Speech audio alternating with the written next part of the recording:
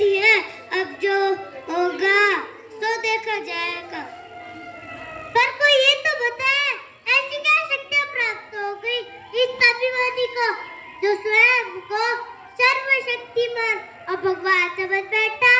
अरे तुम्हें मालूम नहीं, इसने अपनी तपस्या से जगत पिता ब्रह्मा को प्रसन्न कर लिया और अमरता का वरदान मांगा।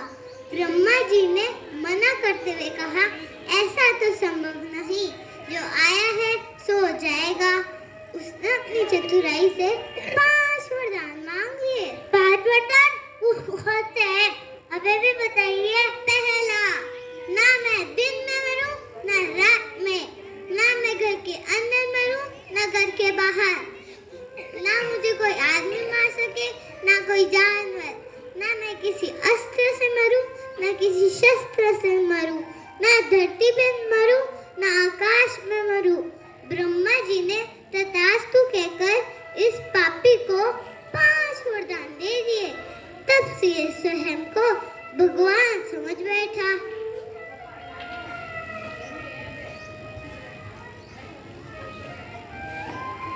समय बीतता गया और इस आतताई का आतंक बढ़ता गया, जिसके भय से भयभीत सभी नगरवासी इसकी जयकार करने लगे।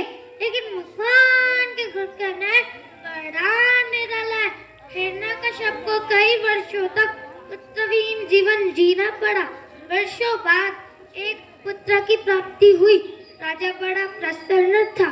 पूरे नगर में उत्सव मनाया गया, मिठाइयाँ और वस्त्र बांटे गए।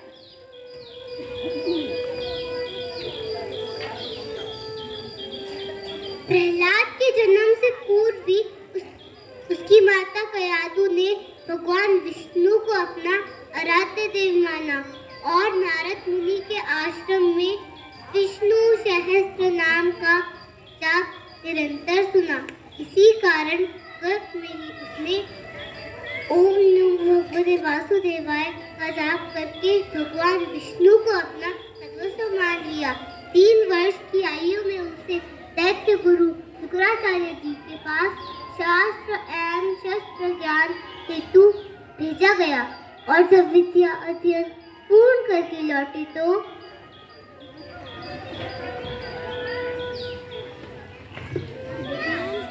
आओ मेरे पुत्र प्रहलाद, तुम्हारा स्वागत है।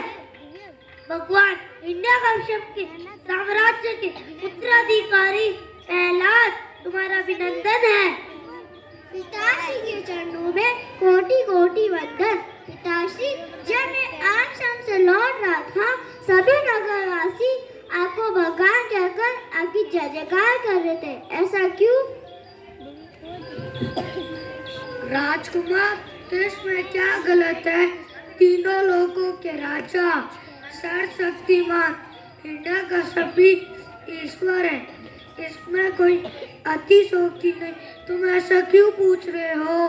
क्या तुम्हें आश्रम में दत्त गुरु शुक्राचार्य जी ने नहीं बताया कि भगवान कौन है? महाराज, हमने लाख कोशिश की राजकुमार को समझाने की, लेकिन आपका पुत्र तो दिन रात सोते जागते भूखा प्यासा रहकर सारे दंड से आकर विष्णु के आराधना में लीन रहता है। ये क्या? इसका तात्पर्य है कि आश्रम में रहकर भी अपना पूरा समय यूं ही गवा दिया। इसका दंड जानते हो प्रहलाद? हाँ पिताजी, मृत्यु दंड, जन्म और मरण तो विधाता के हाथ में, और आप मेरे पिताजी इस प्रजा के राजा हैं। आपका आदर करना, आपका सम्मान करना ये तो मेरा कर्तव्य है, लेकिन पूजा करना, भगवान मानना तो सबसे बड़ी मूर्खता है। ईश्वर और भगवान को श्रद्धा, प्रेम, समर्पण और भक्ति से पाया जा सकता है, न कि भय और डर से। हम सब के भगवान तो विष्णु है, कण कण में बसे हैं।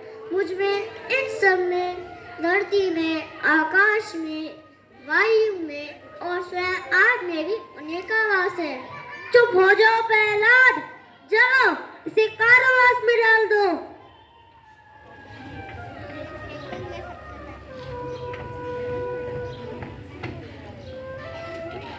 तो देखा आपने किस तरह हिरण्यकश्यप ने अपने ही पुत्र को कारावास में डाल दिया।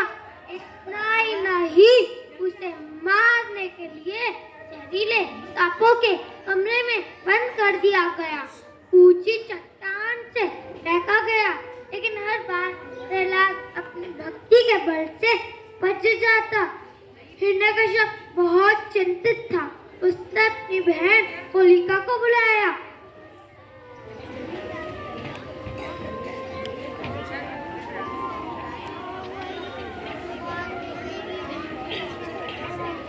महाराज, हिरण्यकश्यप के चरणों में वंदन। क्या बात है भैया, आपने मुझे कैसे याद किया? होलिका, बताओ, जो मेरे राज्य में मेरी पूजा नहीं करेगा उसे क्या दंड देना चाहिए? महाराज, मृत्यु दंड। पता नहीं, यो तो बताओ, ऐसा दुस्साहस किसने किया? और कोई नहीं, मेरे पुत्र प्रहलाद ने, जो दिन रात उस विष्णु की पूजा में लीन रहता है और उसका नाम जपते रहता है। क्या उसे मृत्यु दंड नहीं मिलना चाहिए? अवश्य, आपकी आज्ञा का पालन नहीं करने वाले हर प्राणी को समान दंड मिलना चाहिए, चाहे वो आपका पुत्र ही क्यों ना हो। होलिका, मैंने हर प्रयत्न किया और प्रहलाद का वध नहीं कर सका, इसलिए मैंने तुम्हें बुलाया है। तुम्हें भी ब्रह्मा से एक वरदान प्राप्त है। तुम कभी आग में नहीं जलोगी। तुम एक विशाल अग्निकुंड तैयार करो, उसमें प्रहलाद को अपनी गोद में लेकर बैठ जाना। वरदान के कारण तुम तो बच जाओगी और प्रहलाद धू धू करके जल उठेगा। जो आज्ञा भैया।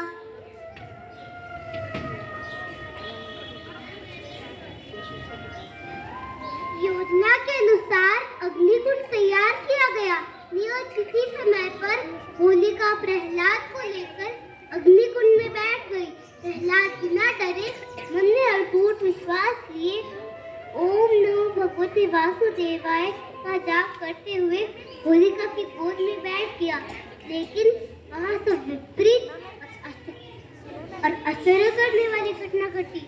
जो होलिका आग में बिल्कुल नहीं जल सकती थी, वो धू धू करके जलने लगी। और प्रहलाद जो भगवान का नाम ले रहा था, उसका बाल भी नहीं जला।